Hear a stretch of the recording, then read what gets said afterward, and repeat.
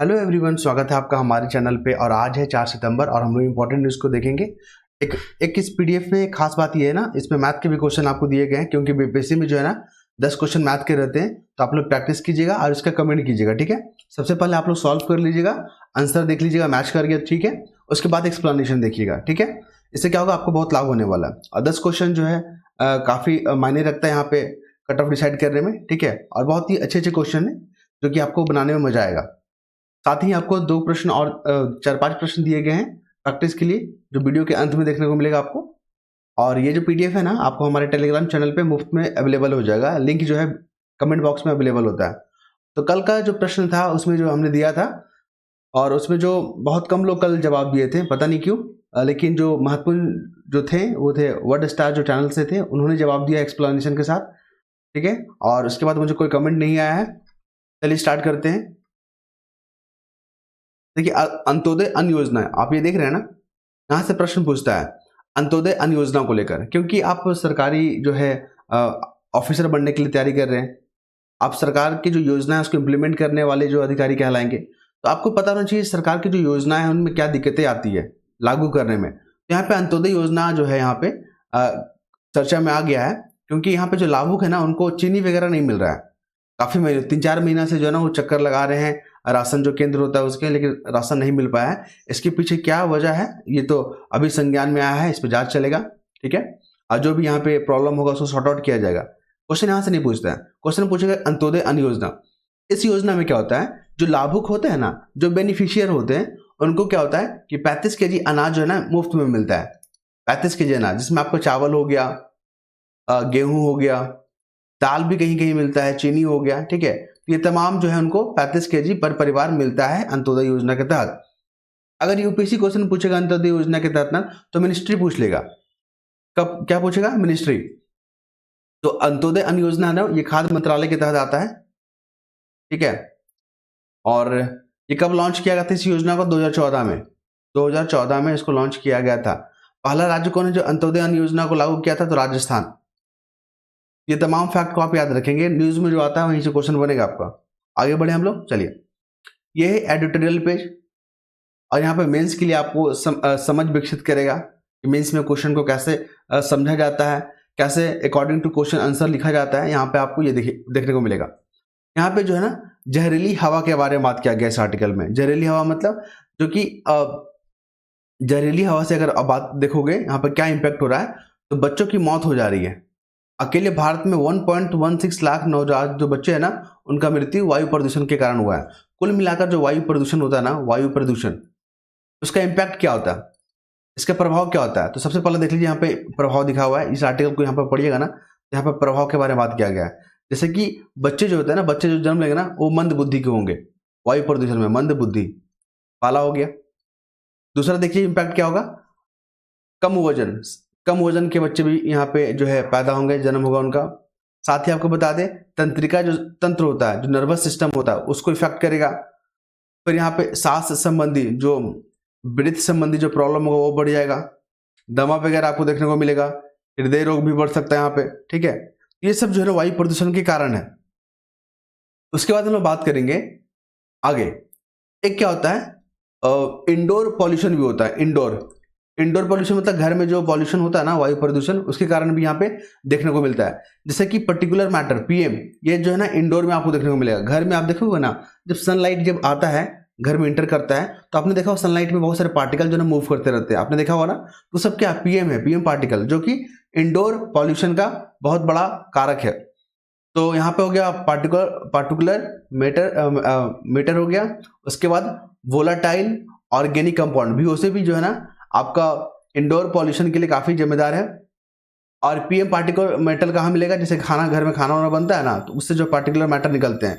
अब वीओसी जो वोलाटाइल हो गया, और इसका फुल फॉर्म याद रखिएगा वोलाटाइल। यहाँ पे मैंने ऑर्गेनिक कंपाउंड जो होता है ना, ये आपका जैसे कि परफ्यूम वगैरह यूज करते हैं, शैम्पू वगैरह, ठीक है, साफ सफाई वाले कंपोनेंट को अगर यूज करते हैं तो वहां पे यहाँ मिलता है वोलेटाइल ऑर्गेनिक कंपाउंड, ठीक है। समझ में आ रहा है, चलिए। और बहुत सारे ऐसे केमिकल है जो घर में यूज होते हैं, जैसे कि फॉर्मल्डिहाइड, बेंजीन, है ना, फॉर्मल्डिहाइड हो गया, बेंजीन हो गया, अल्कोहल हो गया, कीटोन हो गया।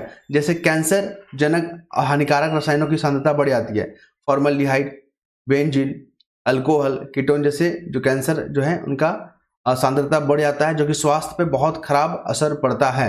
इसको आप समझ के रखेंगे। ओके, नेक्स्ट मूव करें तो सरकार ने जो वायु प्रदूषण के लिए क्या क्या जो है कदम उठाया है। तो आपने दिल्ली का केस में देखा है ना, मान लीजिए दिल्ली के संदर्भ में पूछा जाता है तो ऑड और जो इवन जो कॉन्सेप्ट है उसको लागू किया गया।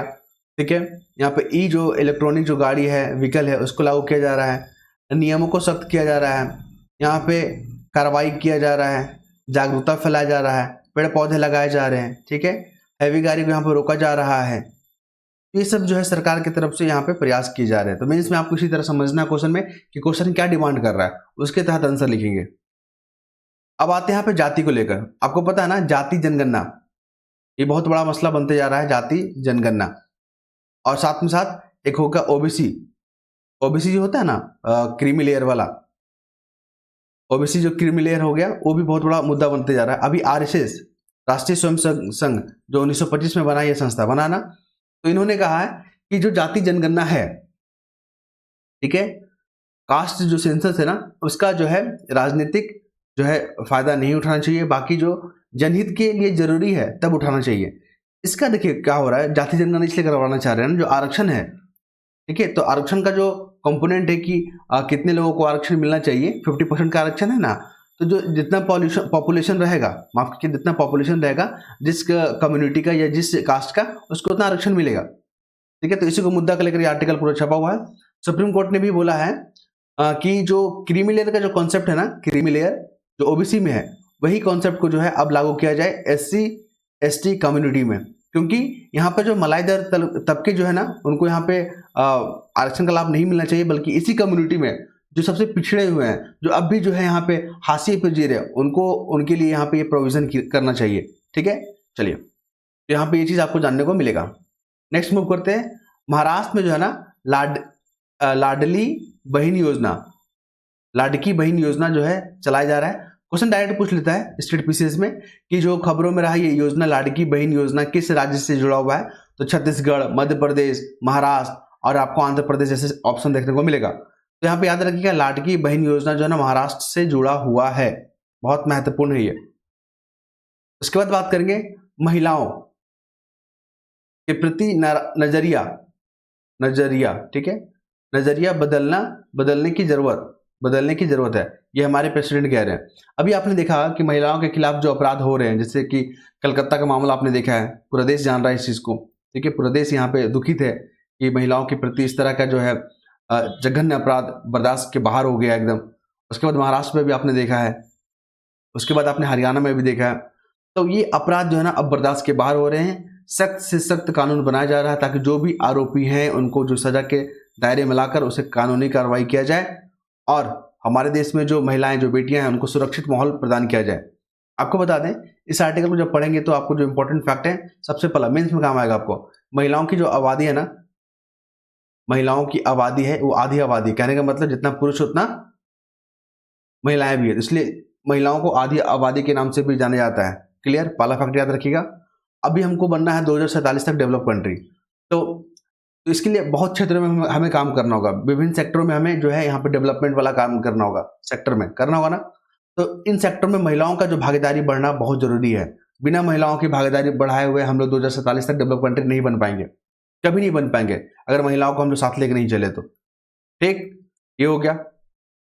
साथ में आपको यहाँ पर ये देखने को मिलेगा कि महिलाओं के प्रति जो नजरिया है, ठीक है, जो सोचने का जो दृष्टि है, उसको चेंज करने की जरूरत है। महिलाएं, क्योंकि हमारे देश में जो नारियों का पूजा होता है ना, अभी दुर्गा पूजा आने वाला है, उसमें किसका पूजा करते हैं, नारी की ही पूजा करते हैं हम लोग, करते हैं ना। तो हमारे देश जो है ना नारियों को पूजा जाता है। इस स्थिति में आप महिलाओं के प्रति नजरिया बदलना होगा आपको। फिर हम लोग बात करेंगे यहाँ पे महिला शिक्षा के क्षेत्र में। देखिए ये सब क्वेश्चन पूछा गया है, महिला जो शिक्षा होता है उस क्षेत्र में जो बेहतर कार्य करने वाले जो कार्यकर्ता रह चुके हैं, जो कि सावित्री बाई फुले, क्वेश्चन पूछा गया है, ज्योतिबा फुला है ना, सावित्री बाई फुले हो गए, ठीक है, ये सब जो है ना महिला एजुकेशन के क्षेत्र में बहुत अच्छे काम किए हैं। ईश्वर चंद्र विद्यासागर, ये भी बहुत अच्छा काम किए हैं। ठीक है, उसके बाद हमारा जो एजुकेशन पॉलिसी नया वाला है, NEP, नेशनल एजुकेशन पॉलिसी 2020, ये जो है ना हमारे युवा वृद्धि, जो पॉपुलेशन है, युवा आबादी है उनमें जो है ना रिसर्च का भावना पैदा करने वाला हमारा जो है ये योजना है। ठीक है, जो देश को एक अग्रणी श्रेणी में लाके खड़ा कर सकता है। ओके, तो इस आर्टिकल में आप ध्यान रखिएगा। और प्रेसिडेंट के बारे में आप देख लीजिए, प्रेसिडेंट से भी क्वेश्चन पूछता है। आप देखोगे तो यहाँ पे तो प्रेसिडेंट जो है ना एक के मेथड के माध्यम से, प्रक्रिया के माध्यम से चुने जाते हैं। इस ये जो इलेक्शन होता है ना अप्रत्यक्ष होता है, इनडायरेक्ट होता है, इसमें हम और आप पार्टिसिपेट नहीं करते हैं। ठीक है, इसमें जो है ना हम लोग जो चुनते हैं प्रतिनिधि को, वो लोग पार्टिसिपेट करते हैं। इसमें लोकसभा का मेंबर, राज्यसभा का मेंबर, ठीक है, विधानसभा का मेंबर शामिल होते हैं। लेकिन लोकसभा के मेंबर और विधानसभा के मेंबर, ठीक है, में जो लोग जो अपॉइंटमेंट होते हैं गवर्नर के द्वारा या राष्ट्रपति के द्वारा अपॉइंट होते हैं ना, उनको इसमें शामिल नहीं किया जाता है। ध्यान रखेंगे। आर्टिकल 61 बहुत बार पूछता है, महायोग। अगर ये मान लीजिए प्रधान जो राष्ट्रपति है हमारे, वो अगर संविधान का उल्लंघन करते हैं ना, तो उनको हटाना भी तो होगा, क्योंकि हमारा देश डेमोक्रेसी है। ठीक है, डेमोक्रेसी का मतलब क्या होता है कि इस देश के जो प्रमुख होंगे ना, वो वंशानुगत नहीं होंगे। ठीक है, वो वंश परंपरा से नहीं चलेंगे। जैसे कि आपने देखा हो इंग्लैंड में, वहाँ पे वंश परंपरा चलता है, उसी का बेटा हो जाए उसी का बेटी बनेगा राजा रानी। लेकिन हमारा देश डेमोक्रेसी है, अमेरिका डेमोक्रेसी है, बहुत सारे देश जो डेमोक्रेसी है वहाँ पे वंशानुगत नहीं चलता, बल्कि जो प्रमुख होता है ना उसको चुना जाता है। समझ में आ रहा है? तो ये जो PDF आप देख रहे हैं उसको टेलीग्राम चैनल पे मिल जाएगा। और आप लोग जो कमेंट करते हैं ना, जो कि प्रमुख नाम था, जो कल जिन्होंने कमेंट नहीं किया, जिन्होंने रिप्लाई नहीं किया, वो है आपका नेहा साहू जी।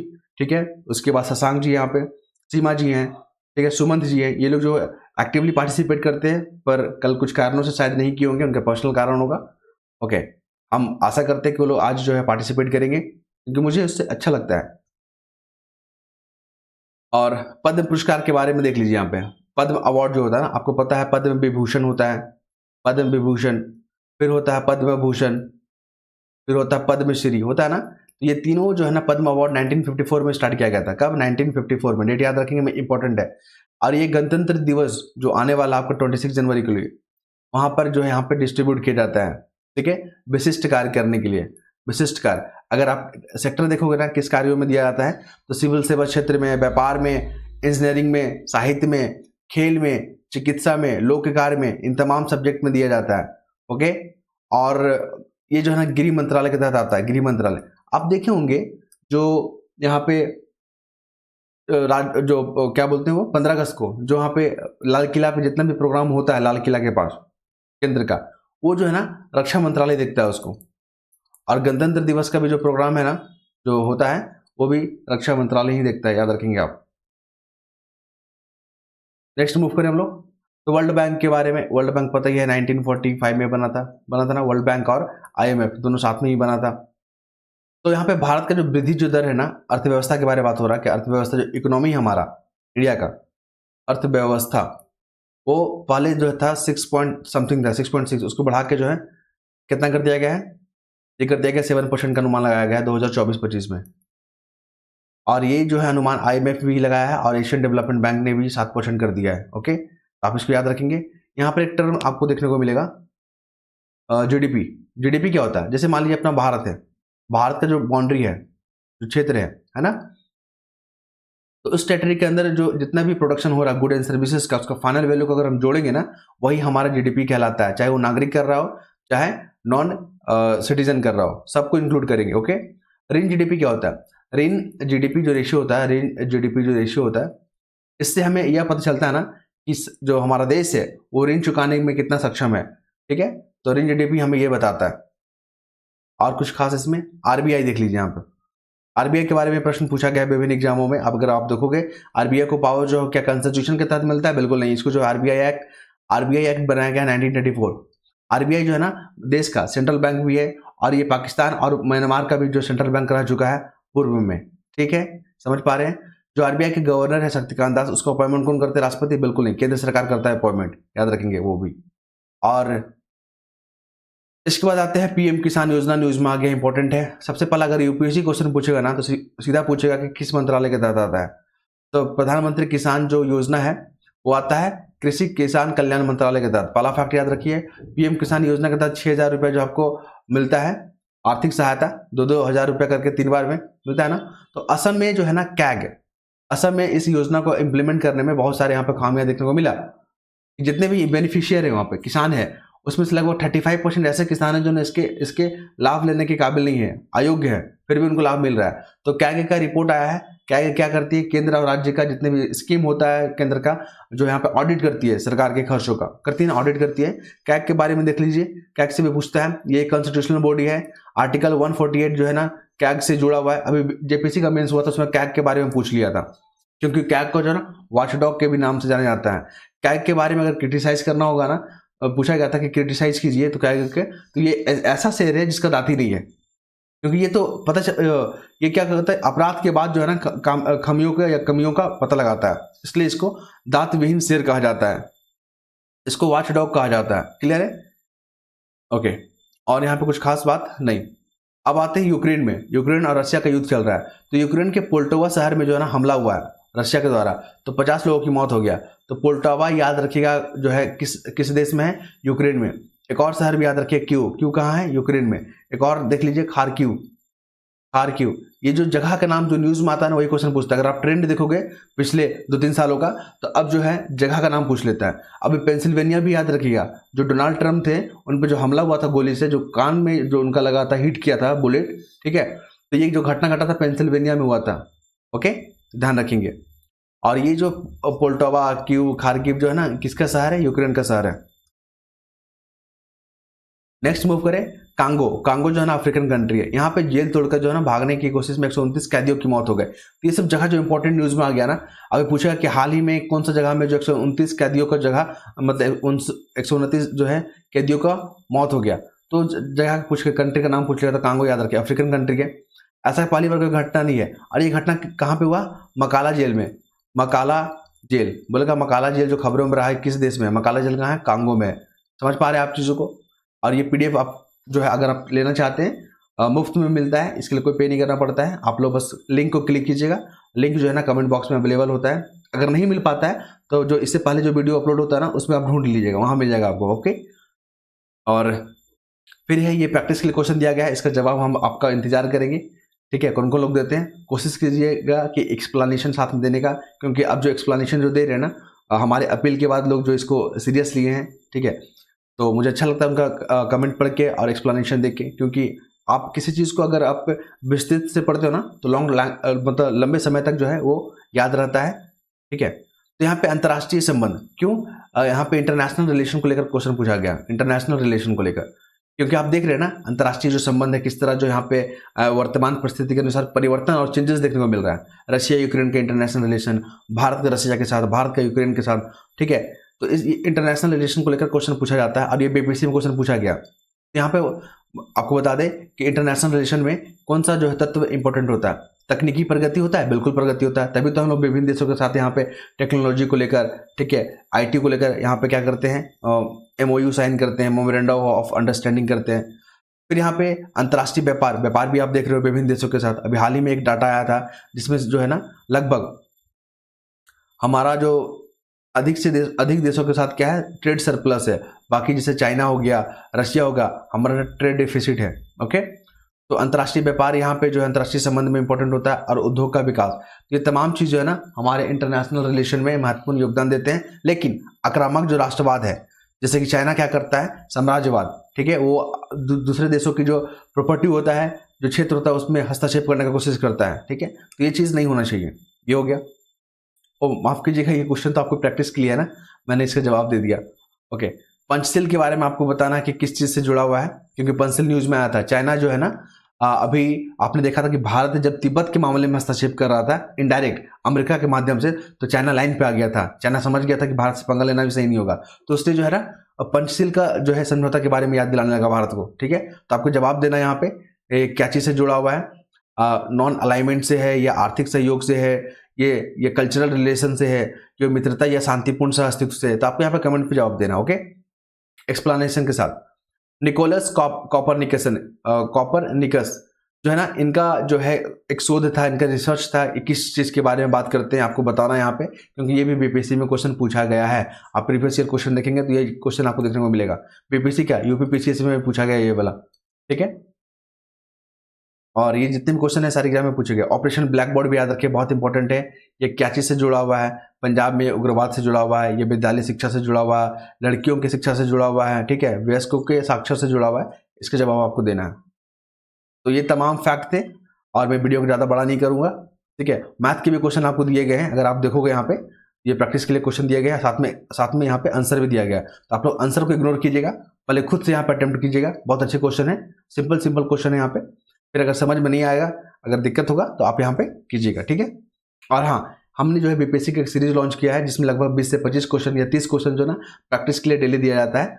तो जो लोग नहीं जुड़े हैं तो आप लोग जुड़ सकते हैं, इसका भी लिंक सेम ही रहता है और हमारे चैनल पे अपलोड कर दिया गया। अब तक 4 वीडियो अपलोड किए गए हैं, तो आप लोग देख सकते हैं वहाँ पे। बहुत ही सरल तरीके से वहाँ पे चीज़ों को समझाया गया है, जो कि नए व्यूअर हैं, जो नए तैयारी करने के लिए जुड़े हुए हैं अभी, उनको बहुत लाभ मिलेगा। धन्यवाद।